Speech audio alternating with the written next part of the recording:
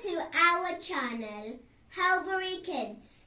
My name is Annabel Joby and I am going to tell you the story of Airy Fairy Magic Muddle. The author who wrote this is Margaret Ryan, illustrated by Teresa Murphy. Chapter 1. It was the start of a new term at Fairy Gropplerthrope's Academy for Good Fairies. Airy Fairy sighed as she pulled on her pink school frock and her pink fairy shoes.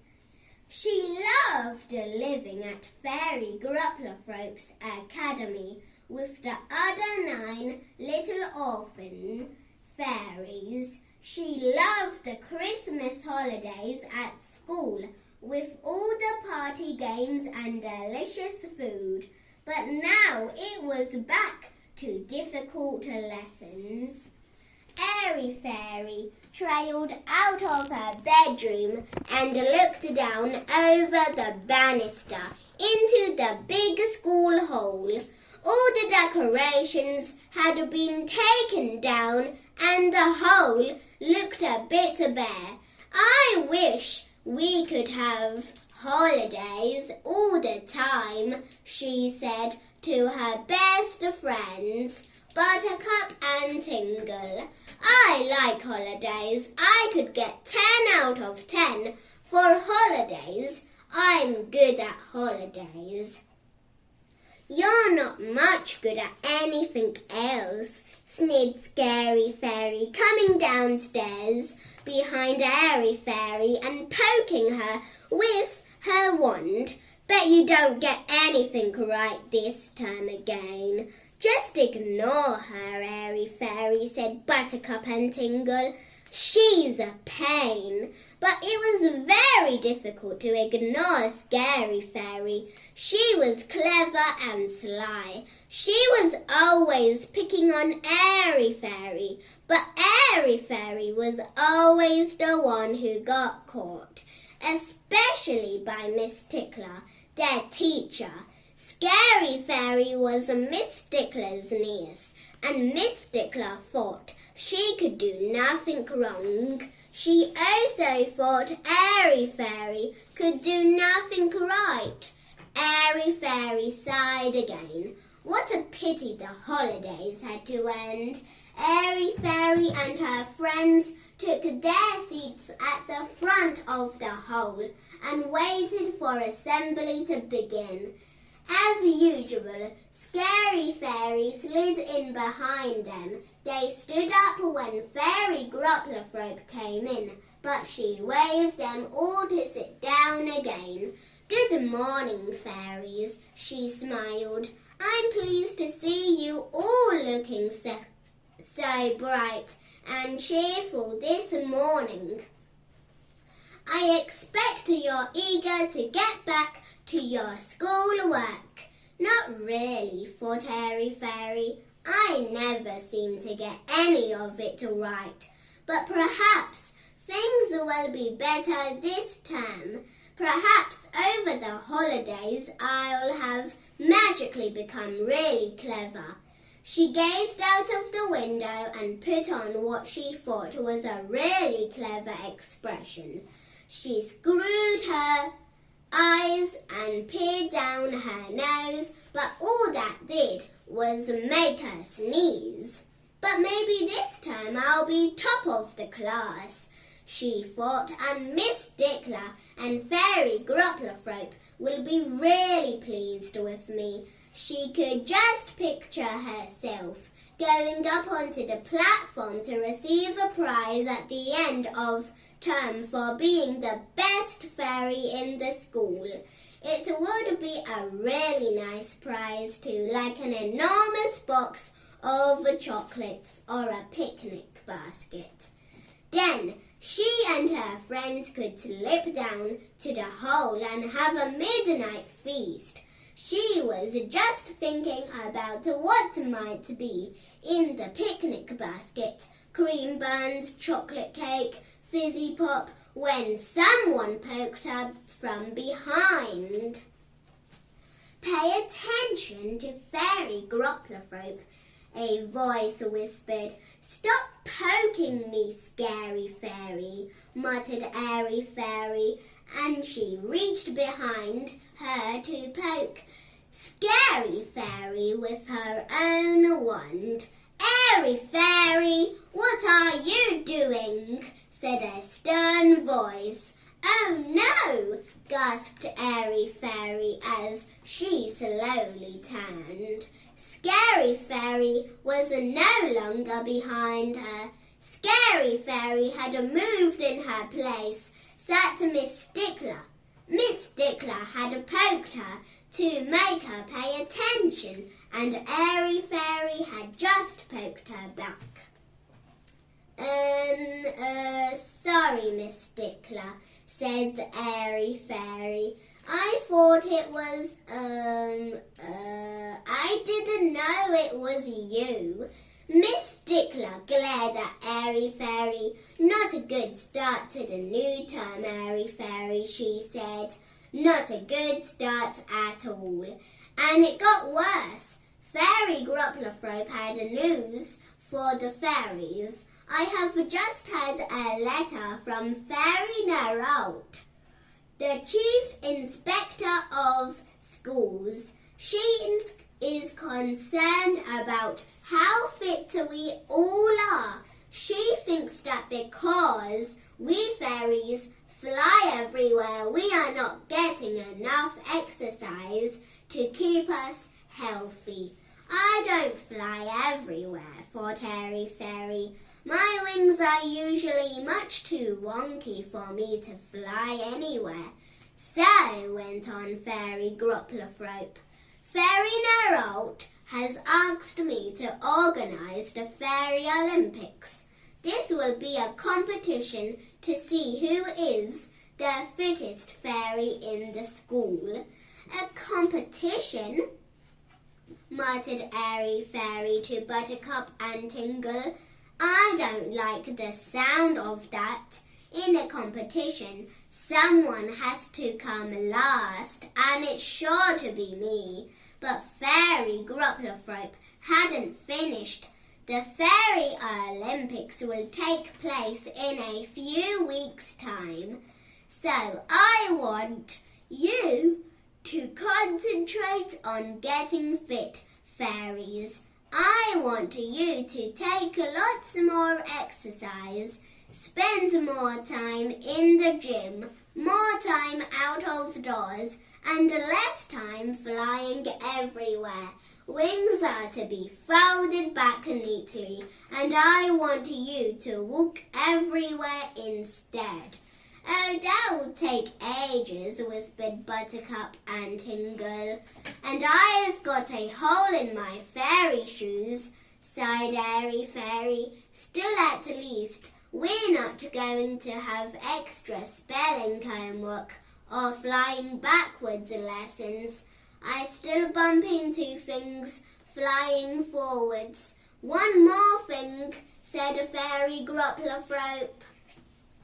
Fairy Nerolt will be handing out a special prize at the Fairy Olympics for the best fairy in the competition. I wonder who will win it. You will all try really hard, fairies, won't you? Oh yes, Fairy Gropplerthrope, chorused the fairies. Oh, help, said Airy Fairy. I'm sure to be hopeless. I'm sure to get things wrong. I don't know my left from my right or my up from my down. I'm sure to get in a muddle. Stop worrying, Airy Fairy, said Buttercup and Tingle. You'll be fine. No, you won't, muttered Scary Fairy to herself. I'll get the special prize. You get everything all wrong as usual. I'll see to that. Chapter 2. The fitness program began right away. Miss Stickler sent all the fairies to change into their PE kit then led them all to the gym. "Right, fairies," she said, "we've no time to waste. We'll start off with an exercise to warm us up. I want you to run around the gym in a clockwise direction. Begin," and she blew her little silver whistle. Peep! "Oh, I can run around the gym," said Airy Fairy. "Anyone can do that. Perhaps this won't be so bad after all." And she led the way. Then she noticed the laces on her pink fairy trainers were loose. That could cause an accident, she thought, and bent down to tie them. 9 fairies crashed into her and fell over in a heap. "Help!" They all unscrambled themselves and stood up and rubbed their bumps and bruises. Airy Fairy emerged rather dazed from the bottom of the heap. "What an idiot you are," Scary Fairy scowled. "You can't even run round the gym without causing accidents."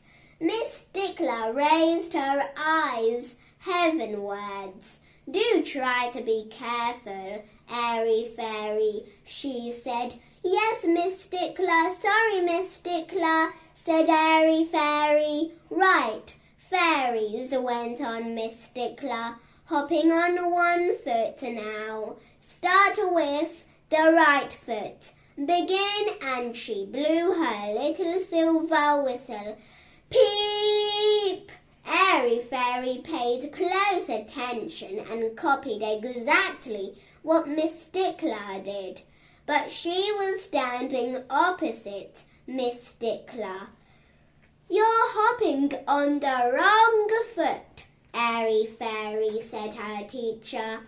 "No, I'm hopping on the right foot," said Airy Fairy. The other fairies giggled. Airy Fairy was always so funny. "Change to the left foot, fairies," called Miss Stickler. Airy Fairy got a bit muddled. If my right foot's my wrong foot, will my left foot be my right foot?" she wondered. "I know," she said. "I'll just hop from one foot to the other.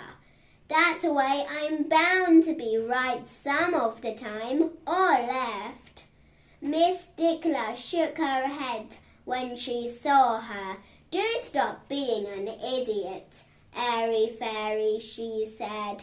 Airy Fairy sighed and blew out her cheeks. No matter how hard she tried, she was always in trouble. "Now, fairies," Miss Stickler went on, "we'll move on to climbing ropes. Find a partner, one fairy at the bottom of the rope to keep it steady while the other climbs up. Begin." Airy Fairy looked around for Buttercup or Tingle, but before she could partner them, Scary Fairy rushed over. "I'll be your partner, Airy Fairy," she said. "You go first." Airy Fairy reluctantly agreed and looked at the rope. It went a long way up to the ceiling. It would be so much easier just to fly, but Fairy Groplethrope had said wings had to be neatly folded back. Airy Fairy glanced back at her wings. They weren't exactly neatly folded, more like really squashed with bits of sticking plaster on them from when she'd caught them in her bedroom door. "Oh well," Airy Fairy caught hold of the end of the rope and began the longer climb to the top. It was hard work and her face was as pink as her gym shorts when she got there. But it was worth it. There was a really good view from the window. Airy Fairy could see the branches of the oak tree which surrounded the school. It just looked like an abandoned tree house to human beings. Airy Fairy could also see a red squirrel. He had come out to warm himself in the winter sunshine and was sitting on a branch nibbling a nut. The sunlight glinted through his red bushy tail and his bright little eyes winked at Airy Fairy.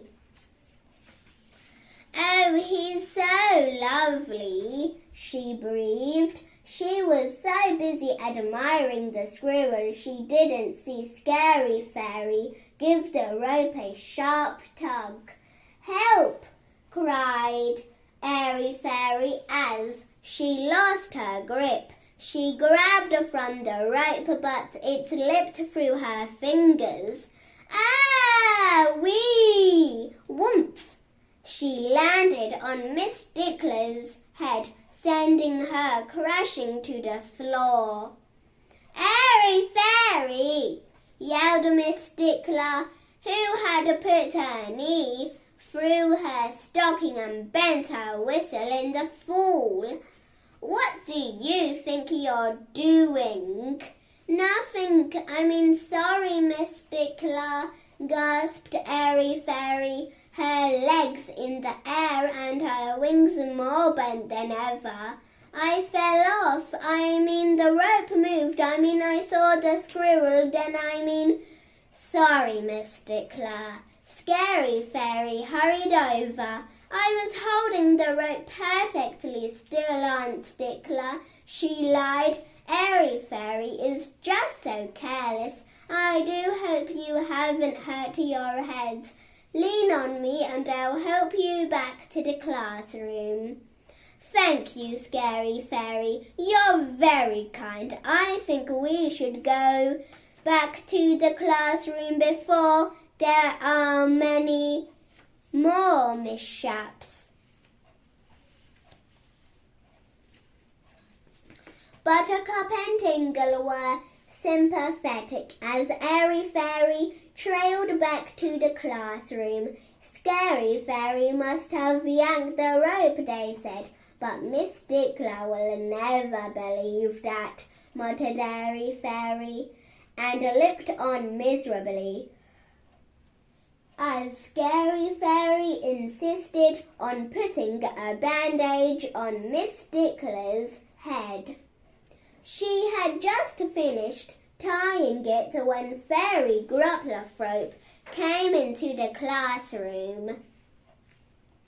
"Well, how did the first fitness lesson go?" she beamed. Then she noticed Miss Stickler's head and all the fairies' bumps and bruises.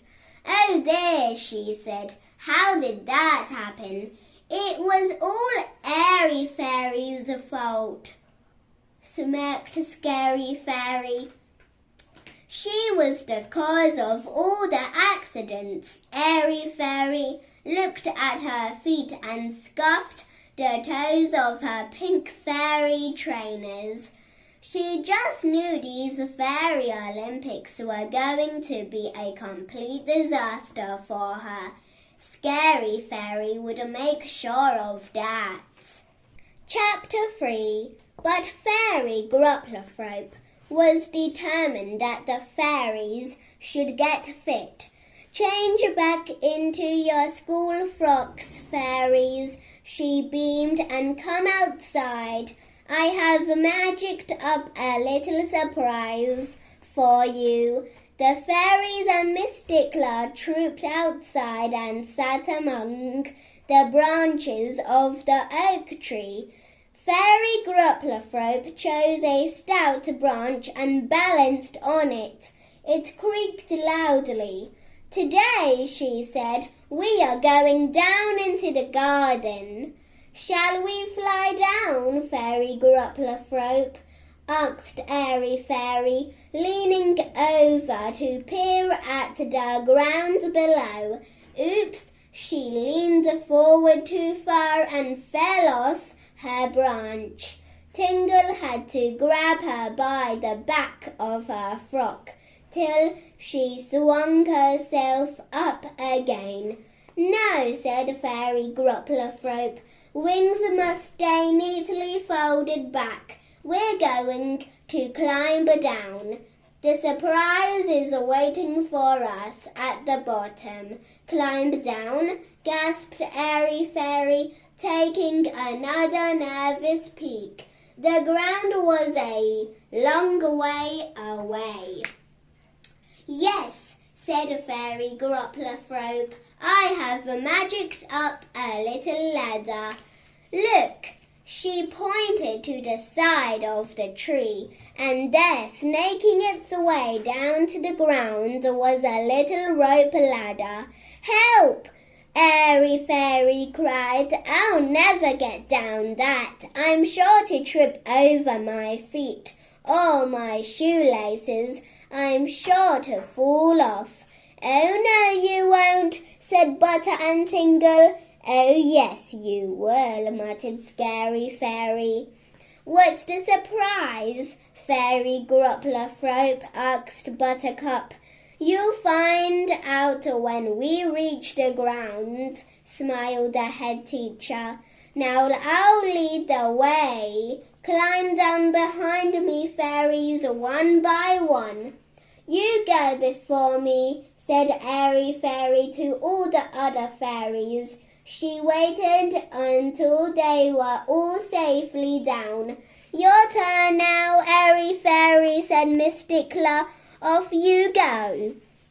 Airy Fairy checked that her laces were tied and put her tiny pink trainer, her right one, or it may have been her left, onto the little rope ladder and began the long climb down. She was halfway there and was doing quite well till she stopped to look down. Fairy Grupplerthrope and all the other fairies were on the ground, and so was something else. A team of lively ponies. Fairy Grupplerthrope had magicked them up for a riding lesson. "Oh, how lovely," said Airy Fairy. "I hope I get that little white one." And she was so busy admiring it, she didn't see Scary Fairy at the bottom of the ladder give it a hefty push. It swung widely from side to side. So did Airy Fairy. "Ah!" She tried to hang on, but she scraped her knees, her knuckles and her nose on the bark of the tree, and she let go and fell off. She went tumbling head over heels towards the ground and landed on the back of the little white pony, facing his tail. He got such a fright. He picked up his hoofs and took off through the bushes. Airy Fairy hung on to him. "Help! Help!" she yelled. "I can't find the pony's head. Where did it go? It must be here somewhere." Swish! The little white pony flicked his tail and nearly knocked her off. Fairy Grupplerthrope and the other fairies mounted their ponies and set off in hot pursuit.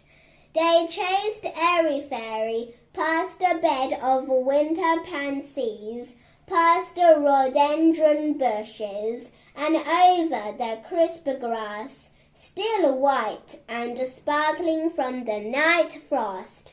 They could see Airy Fairy had her eyes closed. They could see she was hanging onto the saddle for all she was worth. They could see the garden pond, so could the little white pony. He gave a pleased little whinny and stopped urgently for a drink.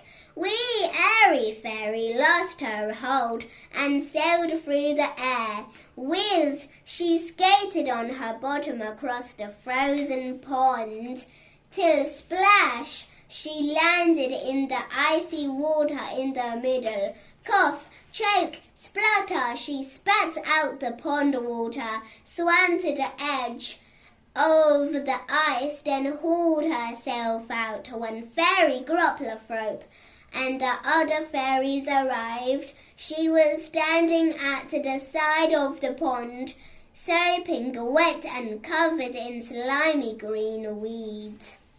"Oh, Airy Fairy, are you all right?" said Fairy Gropplerthrope, taking off her cloak and wrapping it around her. "You'll never get to be a fit fairy at this rate. Just look at her. She's not fit to be a fairy," sneered Scary Fairy. "She should be a warty toad instead." Fairy Gropplerthrope helped Airy Fairy back up on to the little white pony. "It helps if you face the right way, Airy Fairy," she said, and she took the reins and led Airy Fairy safely back to school.